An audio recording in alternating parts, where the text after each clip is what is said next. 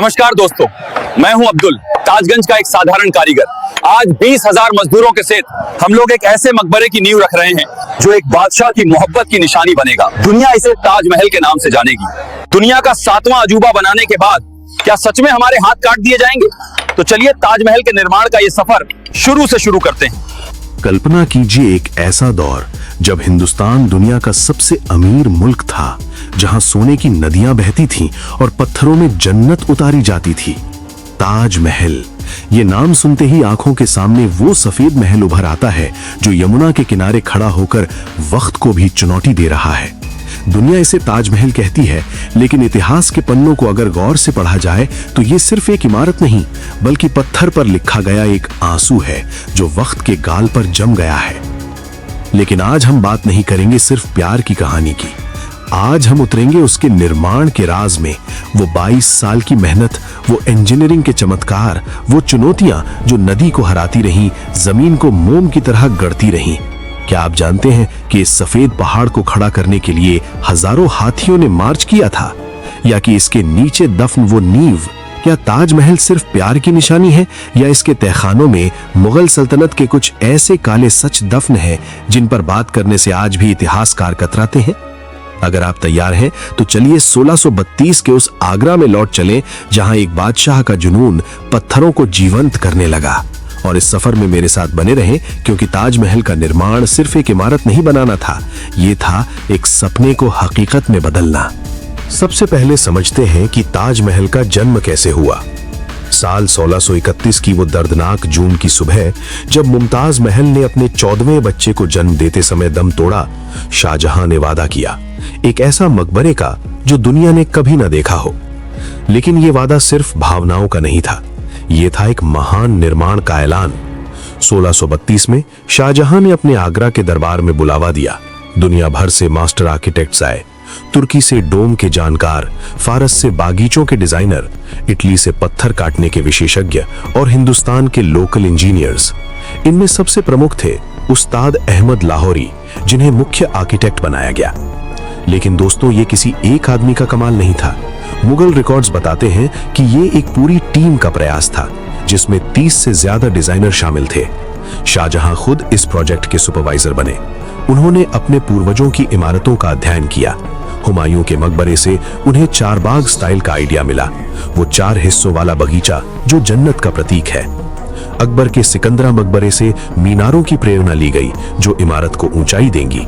और नूरजहां के पिता एतमादुद्दौला के मकबरे से वो सफेद संगमरमर और पियत्रा द्यूरा तकनीक, यानी कि कीमती पत्थरों को संगमरमर में जड़ना।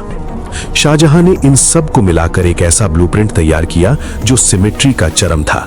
हर कोना, हर दीवार, हर मेहराब, सब बिल्कुल संतुलित, जैसे कोई आईना हो जिसमें खुद को देखकर मन शांत हो जाए।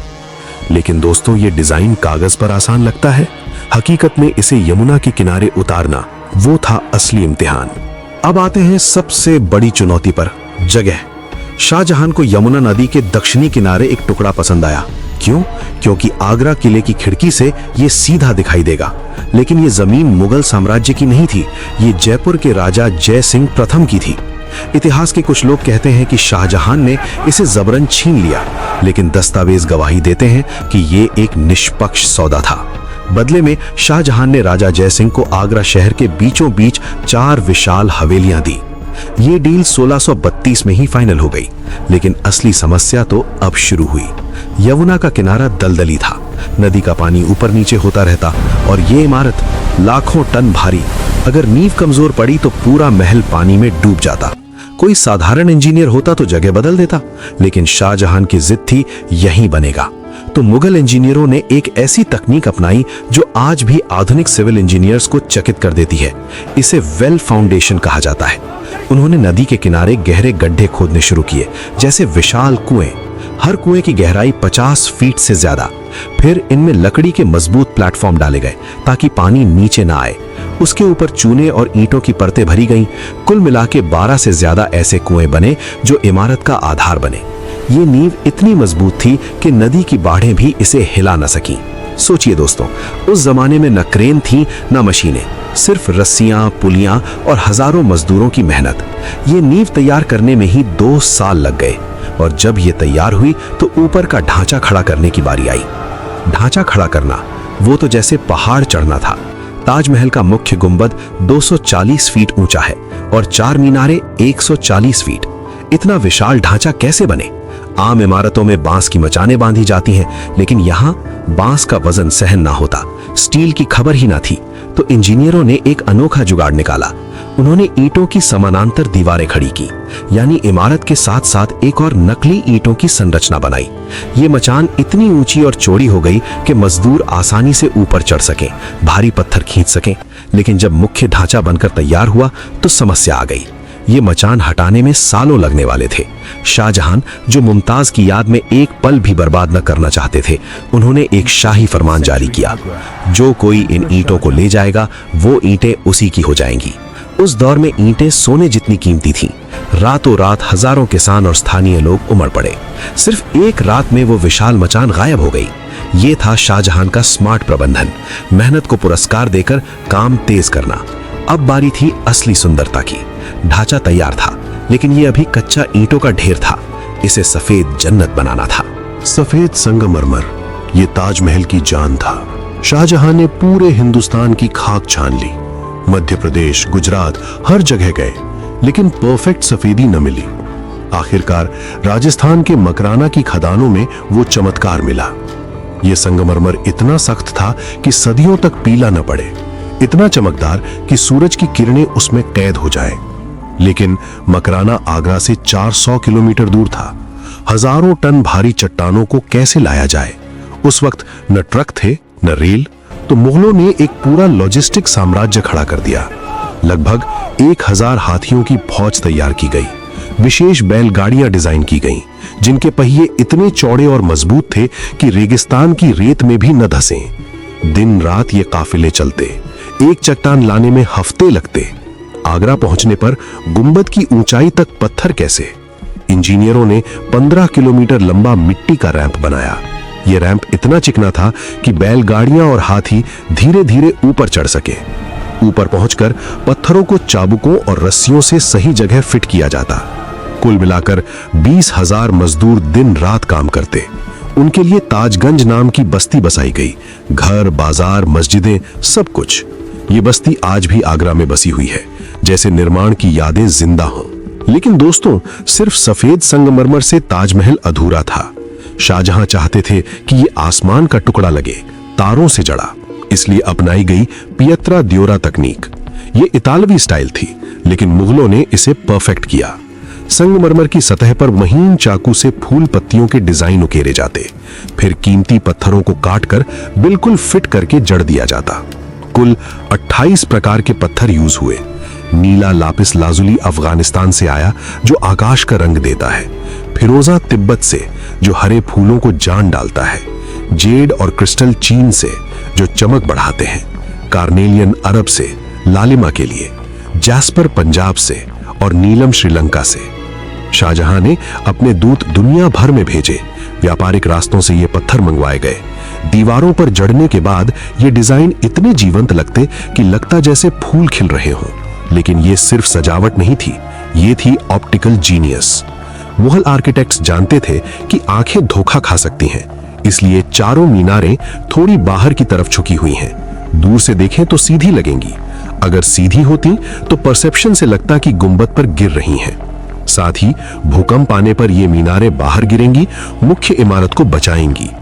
मुख्य द्वार पर कुरान की आयतें लिखी गईं। नीचे के अक्षर छोटे, ऊपर के बड़े, लेकिन नीचे से देखने पर सब एक साइज के लगते हैं। ये कमाल था कैलीग्राफर अमानत खान का। और जब आप मुख्य गेट से अंदर जाते हैं तो ताजमहल पहले छोटा लगता है, फिर बड़ा। ये ट्रिक इसलिए ताकि विदा लेते वक्त ये आपकी यादों में और बड़ा हो जाए। अब वो रहस्य जो सदियों से बहस का विषय बना हुआ है, क्या शाहजहां ने हाथ काट दिए? ये कहानी हर स्कूल में सुनाई जाती है, लेकिन सच्चाई इससे कोसों दूर है। समकालीन इतिहासकारों जैसे अब्दुल हमीद लाहौरी या कजवीनी के लेखों में कहीं हाथ काटने का जिक्र नहीं, बल्कि सबूत उल्टे हैं। ताजमहल के कई कारीगरों ने बाद में शाहजहानाबाद यानी दिल्ली का लाल किला और जामा मस्जिद बनाई। अगर हाथ कटे होते तो वो कैसे काम करते? असल में ये एक मुहावरा था। शाहजहां ने कारीगरों से कॉन्ट्रैक्ट साइन करवाया कि वो ऐसी दूसरी इमारत किसी और राजा के लिए न बनाए। बदले में उन्हें जिंदगी भर पेंशन दी गई। वक्त के साथ हाथ बांधना हाथ काटना बन गया, लेकिन असली काला रहस्य तहखाने में है।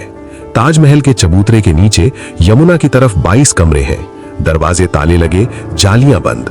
कुछ लोग कहते हैं यहाँ हिंदू मंदिर दफन है या देवी देवताओं की मूर्तियां हैं, लेकिन पुरातत्व सर्वेक्षण ऑफ इंडिया ASI की रिपोर्ट साफ है। ये कमरे इंजीनियरिंग का हिस्सा है। ताजमहल मेहराबों पर खड़ा है ताकि वजन बराबर बटे। ये कमरे उसी आर्च सिस्टम का सपोर्ट है। दूसरा कारण मार्बल कैंसर। इंसानी सांसों से निकलने वाली कार्बन डाइऑक्साइड नमी के साथ रिएक्ट करके ताजमहल को झाड़ देती, इसलिए इन्हें सील रखा गया। हाल ही में ASI ने कुछ तस्वीरें जारी की। खाली दीवारें, सिर्फ मरम्मत का काम। कोई खजाना नहीं, कोई मूर्ति नहीं। 1648 तक मुख्य मकबरा तैयार हो गया, लेकिन ताजमहल सिर्फ मकबरा नहीं, पूरा परिसर था। इसके चारों तरफ 4 बाग, पानी के नालों से सजा बगीचा जो जन्नत की नकल था। पूर्व में मस्जिद, पश्चिम में मेहमान खाना। ये सब 1654 तक पूरे हुए। कुल 22 साल, करोड़ों का खर्च। मुगल खजाना जो दुनिया की GDP का 25% था, खाली हो गया। लेकिन शाहजहां को कोई अफसोस न था। यह था उनका वादा पूरा। लेकिन एक अफवाह आज भी घूमती है, काला ताजमहल। फ्रेंच यात्री तावर्नियर ने लिखा कि शाहजहां यमुना के दूसरे किनारे काले संगमरमर का दूसरा ताज बनवाना चाहते थे, चांदी के पुल से जुड़ा। 1990 में ASI ने मेहताब बाग में खुदाई की, काले पत्थर मिले। लगा सच है, लेकिन लैब टेस्ट में पता चला वो सफेद संगमरमर ही थे, सदियों की मिट्टी से काले पड़े। असल में मेहताब बाग का पुल रात में ताज की परछाई दिखाता, जैसे काला ताज पानी में उतर आया। शाहजहां की कलात्मक सोच का कमाल। लेकिन दोस्तों, निर्माण खत्म होते ही मुगल साम्राज्य की कहानी भी मुड़ गई। 1657 में शाहजहां बीमार पड़े। उनके बेटे औरंगजेब ने साजिश रची, आगरा किले में कैद कर दिया, लेकिन मुसम्मन बुर्ज की खिड़की से ताज दिखता रहा। उनकी बेटी जहां आरा ने बिस्तर के पास आईना लगवाया, लेटे लेटे देख सके। 1666 में शाहजहां की मौत हुई। उनका जनाजा सादा चूर दरवाजे से मुमताज के बगर में दफनाया गया, जिससे सिमेट्री थोड़ी बिगड़ी। ऊपर जो कब्रें दिखती हैं वो नकली सेनोटैफ्स हैं। असली तहखाने में सादा कमरा, इस्लाम की परंपरा, सब बराबर। आज ताजमहल अपनी पूरी शान का शायद 70% ही बचा है। 18वीं सदी में जाट राजाओं ने चांदी के दरवाजे लूटे, सोने का कलश पिघला दिया गया। 400 साल तक आंधियों और हमलों को झेलने वाला ताजमहल आज अपने सबसे बड़े दुश्मन से लड़ रहा है, प्रदूषण और कीड़े। यमुना नदी जो कभी ताजमहल की जीवन रेखा थी, आज इतनी गंदी हो चुकी है कि उसमें ऑक्सीजन ना के बराबर है। इस गंदे पानी में एक खास तरह का कीड़ा गोल्डी चिरोनोमस पनप रहा है। ये कीड़े लाखों की तादाद में उड़कर ताजमहल की ठंडी दीवारों पर बैठते हैं और वहां अपना हरा मल छोड़ते हैं। इससे सफेद संगमरमर धीरे धीरे हरा और पीला पड़ रहा है। ताजमहल को बचाने के लिए अब वही तरीका अपनाया जाता है जो महिलाएं अपने चेहरे के लिए करती हैं, मुल्तानी मिट्टी का लेप। ASI की टीम समय समय पर ताजमहल की दीवारों पर मुल्तानी मिट्टी का लेप लगाती है। ये मिट्टी मार्बल के रोमपुदों से गंदगी सोख लेती है और जब इसे धोया जाता है तो ताज फिर से चमक उठता है। लेकिन सवाल ये है कि ये फेशियल आखिर कब तक इस बूढ़े अजूबे को जवान रखेगा? ताजमहल का निर्माण हमें सिखाता है इंसान की चाहत पत्थरों से ऊपर है। कहानी के अंत में हम फिर वहीं खड़े हैं, आगरा में ढलते सूरज के सामने। ताजमहल क्या है? कुछ के लिए ये सिर्फ एक टूरिस्ट स्पॉट है जहां अच्छी तस्वीरें आती हैं। कुछ के लिए ये शाहजहां की फिजूल खर्ची है जिसने मुगल खजाना खाली कर दिया, और कुछ के लिए ये विवादों का एक मुद्दा है। लेकिन अगर आप इतिहास के शोर को शांत करके देखें तो ताजमहल इंसान की अमर होने की चाह का सबूत है। शाहजहां ने कहा था, ये मोहब्बत की अमर गवाही है।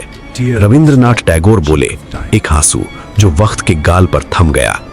400 साल बाद भी जब चांद की रोशनी गुंबद पर गिरती है, लगता है जैसे शाहजहां आज भी अपनी खिड़की से मुमताज को देख रहे हैं। अगर ये कहानी आपको छू गई तो कमेंट में बताएं, ताज के कौन से राज ने आपको सबसे ज्यादा चौंकाया। शेयर करें क्योंकि ये हिंदुस्तान की धरोहर है। धन्यवाद। जय हिंद।